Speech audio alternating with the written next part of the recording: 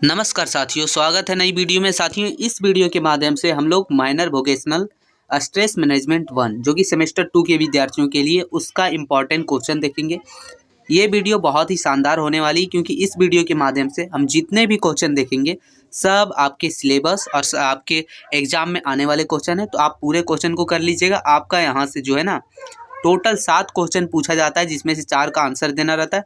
आप याद रखिए, इससे आपको 60 नंबर मिल जाएगा अगर आप ये पूरे क्वेश्चन को अगर आप अच्छे से कर लेते तो। इसका एग्जाम पैटर्न क्या होता है, तो 100 मार्क्स का होता है, जिसमें से आपका 75 एक्सटर्नल रहता है और 25 रहता है इंटरनल के तौर पर। चलिए देखते हैं क्वेश्चन दोस्तों एक एक करके, ठीक है। चलिए, तो पहला है कि तनाव की प्रकृति, अवधारणा और स्रोतों पर चर्चा कीजिए। दोस्तों, एक कन्फ्यूजन और है बहुत सारे लोगों को कि ये एग्ज़ाम जो है हिंदी में होगा या इंग्लिश में। तो साथियों, ये हिंदी में भी होगा, इंग्लिश में भी होगा, आप जिसमें चाहें दे सकते हैं, ठीक है, कोई दिक्कत ना है।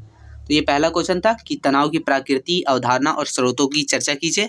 दूसरा क्वेश्चन देखते हैं दोस्तों। तो दूसरा क्वेश्चन है हम लोग का कि तनाव से आप क्या समझते हैं। तनाव की प्रमुख विशेषताओं को बताते हुए तनाव के प्रमुख कारण बताइए। यानी सबसे पहले तो आप तनाव से क्या समझते हैं, साथ ही साथ उसकी विशेषताएं और उसका कारण बताइएगा कि आखिर तनाव क्यों होता है, ठीक है। ये है तीसरा क्वेश्चन हम लोग का हो जाता है कि तनाव के कारण और प्रभावों की विवेचना कीजिए। तो ये हम लोग का तीसरा क्वेश्चन है। तो दोस्तों, ये हम लोग का तीसरा क्वेश्चन था, जिसमें हम लोग देखिए तनाव के कारण और प्रभाव की विवेचना कीजिए। तो आप ये देख लीजिएगा।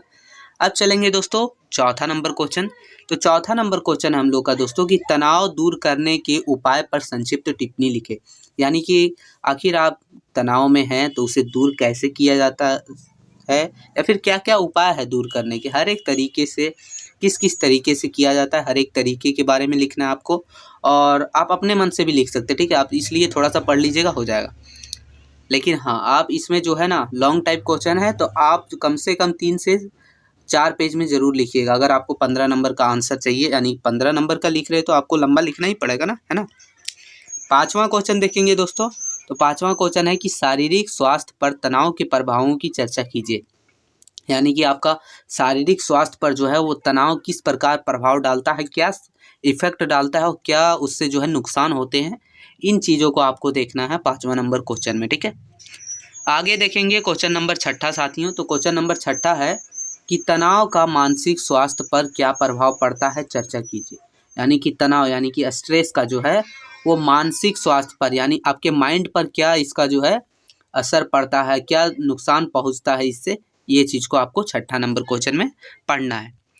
7वां नंबर क्वेश्चन है दोस्तों कि तनाव से निपटने के तकनीकें और रणनीतियों पर प्रकाश डालें। यानी कि तनाव से निपटने के लिए कौन कौन से तकनीक का उपयोग किया जाता है, साथ ही साथ किस तरह से रणनीति बना के इससे तनाव से निपटा जा सकता है, इन सभी चीज़ों को आपको 7वां नंबर क्वेश्चन में पढ़ना है। क्वेश्चन 8वां देखेंगे दोस्तों। तो बोल रहा है कि परामर्श की परिभाषा देते हुए इसके प्रकारों का वर्णन कीजिए। तो परामर्श क्या होता है, सबसे पहले आपको ये परिभाषा देना है कि आखिर आप उस चीज़ को कैसे समझते हैं। साथ ही साथ उसके जितने भी प्रकार होंगे, यानी जितने प्रकार के परामर्श हैं, उन सभी परामर्श के बारे में आपको लिखना है उसके प्रकारों के साथ, ठीक है। तो ये आपको 8वां नंबर क्वेश्चन में देखना है दोस्तों। क्वेश्चन 9वां है दोस्तों कि परामर्श के विभिन्न उपागम की आलोचनात्मक वर्णन कीजिए। तो ये हम लोग का 9वां नंबर है। 10वां देखते हैं। तो बोल रहा है कि परामर्श प्रक्रिया और उसके चरण का विवेचना कीजिए। यानी कि परामर्श प्रक्रिया या फिर उसके चरण, मतलब परामर्श किस प्रकार से दिया जाता है, उसका प्रक्रिया क्या है, उसका चरण क्या है, ये चीज़ को देखना है 10वां नंबर क्वेश्चन में।